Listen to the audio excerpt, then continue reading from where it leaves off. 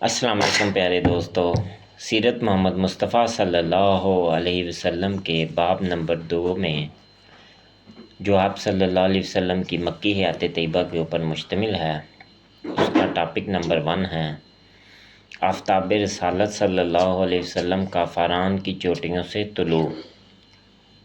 اس کا مطالعہ کریں گے۔ بسم اللہ الرحمن الرحیم۔ حضور اکرم صلی اللہ علیہ وسلم کی عمر مبارک 40 سال کو پہنچی تو حسب معمول ایک روز آپ صلی اللہ علیہ وسلم غار حرا میں تشریف فرما تھے کہ دفعتاً ایک فرشتہ نمودار ہوا۔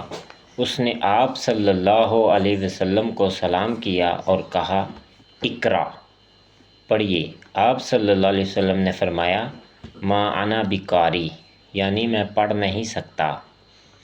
اس پر فرشتے نے مجھے اس شدت سے دبایا کہ میری مشقت کی کوئی انتہا نہ رہی۔ اس کے بعد مجھے چھوڑ دیا اور کہا، اقرا، پڑھیے۔ آپ صلی اللہ علیہ وسلم نے پھر وہی جواب دیا، فرمایا، ما انا بقاری، یعنی میں پڑھ نہیں سکتا۔ اس پر فرشتے نے مجھے شدت سے دبایا اور کہا، اقرا، پڑھیے۔ آپ صلی اللہ علیہ وسلم نے پھر وہی جواب دیا۔ ایک بار پھر فرشتے نے مجھے شدت سے دبایا اور چھوڑ دیا اور کہا، پڑھو۔ آپ صلی اللہ علیہ وسلم نے سورہ علق کی ابتدائی 5 آیات تلاوت فرمائی۔ اقرا بسم ربک الذی خلق، خلق الانسان من علق، اقرا وربک الاکرم الذی علم بالقلم، علم الانسان ما لم یعلم۔ ترجمہ، آپ اپنے پروردگار کے نام کی مدد سے پڑھیے جو خالق ہے تمام کائنات کا، خصوصاً انسان کا، کہ جس کو خون کے لوتھڑے سے پیدا کیا۔ آپ پڑھیے کہ آپ کا رب بہت کریم ہے، جس نے قلم سے علم سکھایا اور انسان کو وہ چیزیں بتلائیں جس کو وہ نہیں جانتا تھا۔ بعد ازاں آپ صلی اللہ علیہ وسلم گھر تشریف لائے۔ آپ صلی اللہ علیہ وسلم کے بدن مبارک پر لرزہ اور کپکپی طاری تھی۔ آتے ہی حضرت حتیجہ رضی اللہ تعالیٰ عنہ سے فرمایا، زملونی زملونی، یعنی مجھے چادر اڑا دو، مجھے چادر اڑا دو۔ کچھ دیر بعد وہ گھبراہٹ، پریشانی اور کپکپی دور ہوئی تو تمام واقعہ حضرت حتیجہ رضی اللہ تعالیٰ عنہ سے بیان کر کے فرمایا، مجھے اندیشہ ہے کہ میری جان نہ نکل جائے۔ چونکہ وحی اور فرشتہ کے انوار و تجلیات کا حضور صلی اللہ علیہ وسلم کی بشریت پر نزول ہوا، اس لیے وحی کی عظمت اور جلال سے آپ کو یہ خیال ہوا کہ اگر وحی کی یہی شدت رہی تو عجب نہیں کہ میری بشریت وحی کے اس ثقل اور بوجھ کو نہ برداشت کر سکے، یا بار نبوت سے مغلوب ہو کر فنا ہو جائے۔ اور یہ پریشانی فقط اس بنا پر تھی کہ یکدم نبوت اور وحی کا بار گراں آ پڑا، کسی شک اور تردد کی بنا پر یہ پریشانی نہ تھی۔ جب گھر آ کر حضرت حتیجہ رضی اللہ تعالیٰ عنہ سے تمام واقعہ بیان کیا اور فرمایا، مجھے اپنی جان کا خطرہ ہے، تو حضرت حتیجہ رضی اللہ تعالیٰ عنہ نے فرمایا کہ آپ صلی اللہ علیہ وسلم کو بشارت ہو، آپ ہرگز نہ گھبرائیے، خدا کی قسم اللہ آپ صلی اللہ علیہ وسلم کو رسوا نہ کرے گا۔ آپ صلی اللہ علیہ وسلم صلہ رحمی کرتے ہیں، ہمیشہ سچ بولتے ہیں، لوگوں کے بوجھ اٹھاتے ہیں، ناداروں کی خبر گیری کرتے ہیں، لوگوں کی امانتیں ادا کرتے ہیں، مہمانوں کی ضیافت کا حق ادا کرتے ہیں۔ امور حقہ میں آپ صلی اللہ علیہ وسلم ہمیشہ امین و مددگار رہتے ہیں۔ حضرت حتیجہ رضی اللہ تعالیٰ عنہ نے آپ صلی اللہ علیہ وسلم کو تسلی دی اور کہا کہ قسم ہے اس ذات پاک کی جس کے قبضہ قدرت میں حتیجہ رضی اللہ تعالیٰ عنہ کی جان ہے، میں قوی امید کرتی ہوں کہ آپ صلی اللہ علیہ وسلم اس امت کے نبی ہوں گے۔ بعد ازاں حضرت حتیجہ رضی اللہ تعالیٰ عنہ تنہا اپنے چچا زاد بھائی ورقہ بن نوفل کے پاس گئیں، جو توریت اور انجیل کے بڑے عالم تھے۔ وہ سریانی زبان سے عربی زبان میں انجیل کا ترجمہ کرتے تھے۔ زمانہ جاہلیت میں وہ بت پرستی سے متنفر ہو کر نصرانی ہو گئے تھے۔ اس وقت وہ بہت بوڑھے اور نابینا ہو چکے تھے۔ ورقہ بن نوفل نے سارا واقعہ سن کر کہا، اگر تو سچ کہتی ہے تو تحقیق ان کے پاس وہی فرشتہ آتا ہے جو عیسیٰ علیہ السلام کے پاس آتا تھا۔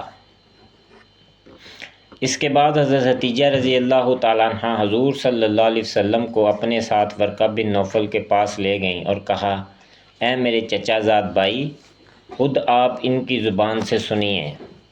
ورقہ بن نوفل آپ صلی اللہ علیہ وسلم سے مخاطب ہوئے اور سارا ماجرا دریافت کیا۔ ورقہ نے جب آپ صلی اللہ علیہ وسلم سے کلام سنا تو سنتے ہی حق کا یقین آ گیا۔ جو کچھ آپ صلی اللہ علیہ وسلم فرماتے ہیں بالکل حق ہے۔ ورقہ نے تمام حال سننے کے بعد کہا، یہ وہی ناموس فرشتہ ہے جو موسیٰ علیہ السلام پر اترتا تھا۔ کاش میں تمہارے زمانہ پیغمبری میں توانا اور قوی ہوتا۔ جب تمہاری قوم تمہیں وطن سے نکالے گی، آپ صلی اللہ علیہ وسلم نے تعجب سے فرمایا، کیا وہ مجھے نکالیں گے؟ ورقہ نے کہا، ایک آپ ہی نہیں، جو شخص بھی پیغمبر ہو کر اللہ کا کلام اور اس کا پیغام لے کر آیا، لوگ اس کے دشمن ہوئے۔ اگر میں نے آپ کا زمانہ پایا تو میں نہایت زور سے آپ کی مدد کروں گا۔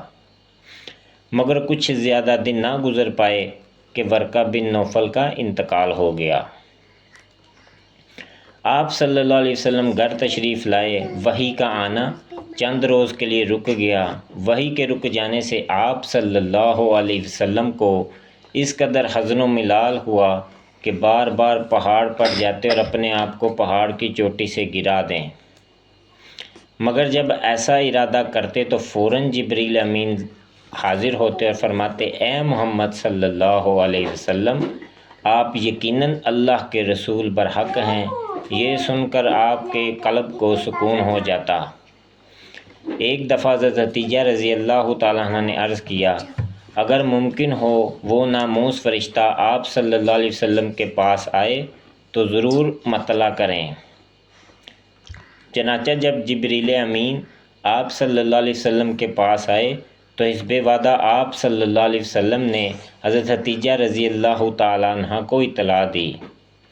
اس پر حضرت ختیجہ رضی اللہ تعالیٰ عنہ نے آپ صلی اللہ علیہ وسلم سے عرض کی کہ آپ صلی اللہ علیہ وسلم میری آغوش میں آ جائیں۔ جب آپ صلی اللہ علیہ وسلم حضرت ختیجہ رضی اللہ تعالیٰ عنہ کی آغوش میں چلے گئے تو حضرت ختیجہ رضی اللہ تعالیٰ عنہ نے اپنے بال کھول دیے اور آپ صلی اللہ علیہ وسلم سے دریافت کی کہ کیا آپ صلی اللہ علیہ وسلم اس وقت بھی جبریل امین علیہ السلام کو دیکھ سکتے ہیں؟ تو آپ صلی اللہ علیہ وسلم نے فرمایا، نہیں۔ حضرت ختیجہ رضی اللہ تعالیٰ عنہ نے فرمایا، آپ صلی اللہ علیہ وسلم کو مبارک ہو، یہ فرشتہ ہے، اگر شیطان ہوتا تو نہ شرماتا۔ ما انا بیکاری کی وضاحت۔ ما انا بیکاری کے بظاہر معنی یہ ہیں کہ میں پڑھا ہوا نہیں، امی ہوں۔ اس معنی میں اشکال یہ ہے کہ قرأت یعنی زبان سے پڑھنا امیت کے منافی نہیں۔ امی شخص بھی کسی کے تعلیم و تلقین کرنے سے قرأت اور تلفظ کر سکتا ہے، خصوصاً جب فصاحت و بلاغت اس کی غلام ہو۔ امیت کتابت کے منافی ہے۔ امی شخص کی لکھی ہوئی چیز کو نہیں پڑھ سکتا، لیکن زبانی تعلیم و تلقین سے الفاظ کی قرأت کر سکتا ہے۔ پس اگر جبریل امین علیہ السلام کوئی لکھی ہوئی تحریر لے کر آئے تھے جس میں آیات لکھی ہوئی تھیں اور اس کی نسبت کہتے ہیں اقرا یعنی اس تحریر کو پڑھو، تو اس کے جواب میں ما انا بیکاری کہنا ظاہر اور مناسب ہے، جیسا کہ بعض روایات کے مطابق جبریل امین علیہ السلام ایک حریری صحیفہ لے کر آئے تھے جو جواہرات سے مرصع تھا، اور وہ صحیفہ آپ صلی اللہ علیہ وسلم کے ہاتھ میں دیا اور کہا اقرا یعنی حریری صحیفہ کو پڑھیے۔